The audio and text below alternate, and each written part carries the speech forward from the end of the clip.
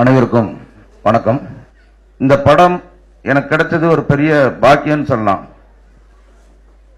ஒரு 6 மாசம் முன்னாடி திருப்பதி போயிருந்தேன். கீழ் திருப்பதியிலேருந்து மேல் திருப்பதி வரைக்கும் நடையா நடந்து போனேன். அப்போ எனக்கு தரிசனம் உடனே நீ பிடிச்சி தள்ளி விட்டாங்க. வேகமாக ஜரகண்டி அப்படின்ட்டு வேகமாக தள்ளி விட்டாங்க. அப்போ ரொம்ப வெக்ஸ் ஆகி நான் நடந்து வந்துட்டு இருந்தேன். அப்போ ஒரு தெலுங்குக்கார் ஒருத்தர் திடீர்னு கூப்பிட்டு ரெண்டி அப்படின்னாரு. எனக்கு ஒன்றும் புரியல. கூப்பிட்டாரு. அந்த உண்டியல் பக்கத்தில் என்னை கூப்பிட்டு போனாரு. எதுக்கு கூப்பிட்றாருன்னு ஒன்றும் புரியல. அப்போ இந்த உண்டியலை நாங்கள் சீல் வைக்க போகிறோம், அதுக்கு நீங்கள் ஒரு சாட்சி கையெழுத்து போடுங்க அப்படின்னு சொன்னார். ஏங்க இத்தனை பேர் இருக்காங்க, என்ன ஏங்க கூப்பிடுறீங்க அப்படின்னு கேட்டேன். அப்போ அவர் சொன்னார், இல்லை நாங்கள் திடீர்னு யாராவது கூப்பிடுவோம், பப்ளிக் விட்னஸ் ஒருத்தர் பண்ணணும் அப்படின்னு சொன்னார். சரின்னு சொல்லிட்டு நான் கையெழுத்து போட்டேன். அந்த சீல் வச்சாங்க, நான் கையெழுத்து போட்டேன். அப்போ என்ன சொன்னார், நீங்கள் உடனே இன்னொரு தடவை போய் தரிசனம் பாருங்க, பக்கத்தில் நின்று பாருங்க அப்படின்னாரு. எனக்கு பயங்கர சந்தோஷமாயிடுச்சு. இது திருப்பதியை எனக்கு கொடுத்த ஒரு பரிசா நினைச்சேன். பக்கத்தில் போய் 10 நிமிஷம் நின்று நல்ல தரிசனம் பண்ணேன். ரொம்ப நேரம் தரிசனம் பண்ணேன். அப்ப எனக்கு கிடைச்ச அந்த ஒரு சந்தோஷம் என் வாழ்க்கையில திருப்ப இப்ப எனக்கு கிடைச்சிருக்கு. இந்த காவலன் படம் வாங்கினதுனால அந்த கண்ணுக்கு தெரியாத அந்த திருமலைக்கும் கண்ணுக்கு தெரிகிற நம்ம திருமலைக்கும் இந்த நேரத்தில் நன்றி சொல்லிக்கிறேன்.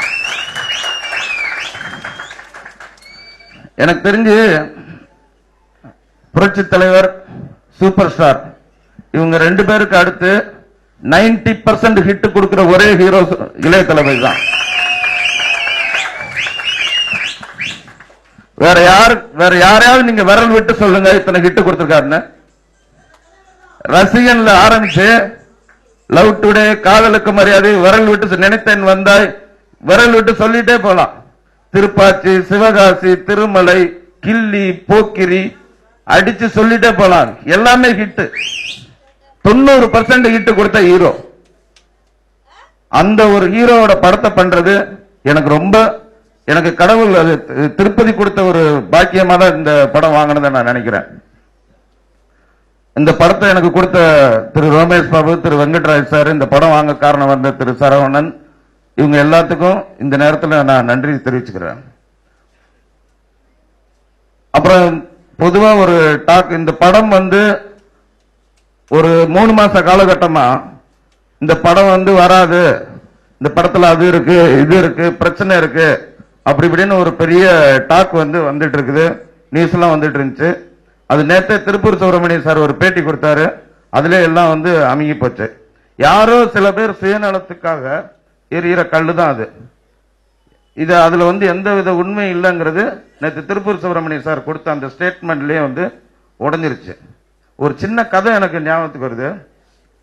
அதுக்கு முன்னாடி ஒன்று சொல்றேன். இந்த காதலுக்கு மரியாதை படம் வாங்கி என்னோட ஃப்ரெண்டு ஒருத்தர், அவரே சொன்ன வார்த்தை, காதலுக்கு மரியாதை படம் வாங்கி என் தங்கச்சிக்கு கல்யாணம் பண்ணி வச்சேன் அப்படின்னு சொன்னார். அந்த படத்துல கிடைச்ச லாபத்துல என் தங்கச்சி கல்யாணம் பண்ணி வச்சேன்னு சொன்னாரு. துல்லாத மனம் துள்ளும் வாங்கி, எனக்கு தெரிஞ்ச ஒருத்தர் துல்லாத மனம் துள்ளு வாங்கி ஒரு வீடே கட்டியிருக்காரு. அந்த வீட்டுக்கு பேர் துல்லாத மனம் துள்ளுன்னு வச்சிருக்காரு. அப்படி ஒரு சம்பாதிச்சு கொடுத்த ஒரு விநியோகஸ்தர்களின் விஷ்ணு, விநியோகஸ்தர்களின் வசூல் சக்கரவர்த்தி அவர் மேல யாரும் தயவு செஞ்சு கல்ல எறியாதீங்க. அவரு உண்டு, அவர் வேலை உண்டுன்னு இருக்காரு. 15 வருஷமா மேக்கப் போறத தவிர அவருக்கு ஒண்ணுமே தெரியாது. காலையில மேக்கப், சாயங்காலம் பேக்கப், சண்டே ஆச்சுன்னா சர்ச்சு, ரசிகர்கள், இதை தவிர அவருக்கு ஒண்ணுமே தெரியாது. அவரை தயவு செஞ்சு தேவையில்லாம யாரும் சீண்டாதீங்க என்று இதன் மூலம் கேட்டுக்கொள்கிறேன். ஒரு சின்ன கதை ஞாபகத்துக்கு வருது. ஒருத்தன் கடவுள் கிட்ட போய் ஒரு வரம் கேட்டானா. கடவுளே நான் ரொம்ப சாப்பாட்டுக்கே வழி இல்லாம இருக்கேன், எனக்கு ஒரு வேளை சோறு கொடுங்க அப்படின்னு கேட்டானா. சரின்னு சொல்லி அந்த கடவுள் அவனுக்கு 3 வேளை சாப்பாடு கொடுத்தாரு. அதுக்கப்புறம் கடவுளே எனக்கு பணமே இல்லை அப்படின்னாரு.